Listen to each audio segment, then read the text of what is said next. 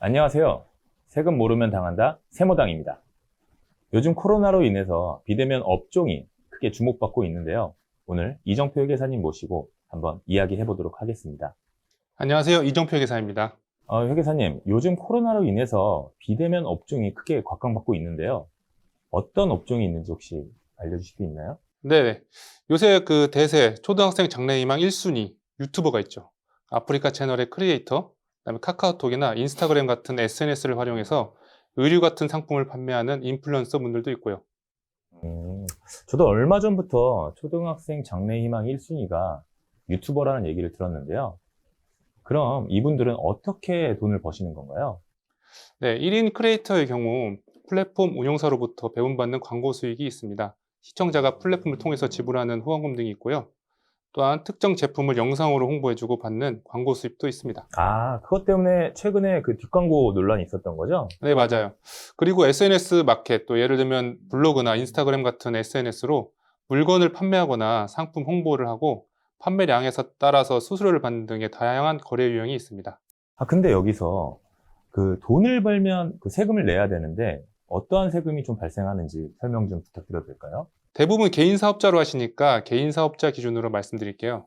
발생하는 세금은 크게 이제 부가가치세, 그다음 종합소득세가 있습니다. 아니, 끝이세요? 좀 더 설명을 해줘야죠. 좀 자세하게 예를 들어서 좀 부탁드립니다. 당연히 준비했습니다. 유튜버 세무당 씨가 수익 금액 1.2억 원, 사무실 임차료로 3천만 원, 그리고 직기 비품 등에 대한 감가상각비로 451만 원, 그다음에 인건비로 2,400만 원, 기타 경비로 360만 원이 발생해서 당기순이익이 5,789만 원이라고 해보겠습니다. 자, 세무당 씨가 1인 가구라고 했을 때 종합소득세는 소득공제 150만 원을 차감한 소득금액에 대해서 세율 24%를 적용하면 납부세액은 831만 3,600원이 나오고, 여기에 지방소득세 10%를 추가하면 총 부담세액은 914만 4,960원이 되겠습니다. 해당 세액은 다음 연도 5월까지 신고 납부하시면 되겠습니다. 그리고 이제 부가가치세의 경우에는 사업자 구분부터 해야 하는데요. 면세사업자의 경우에 부가가치세 납세 의무가 없으며 자세한 내용은 아래 도표를 참고하시면 되겠습니다.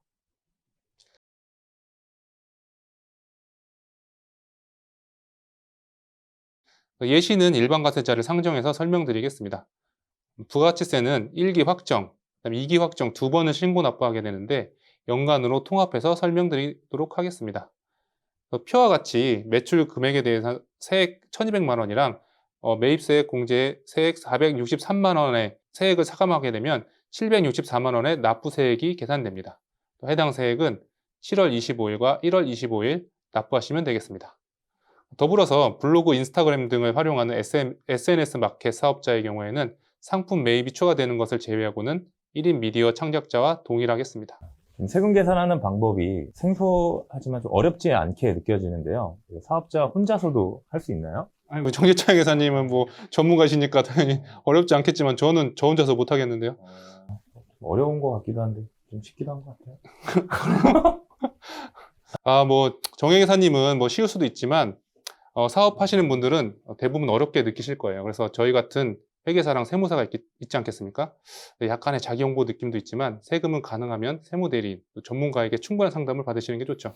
그쵸. 근데 그러면 특별하게 절세를 할 수 있는 방법이 있을까요?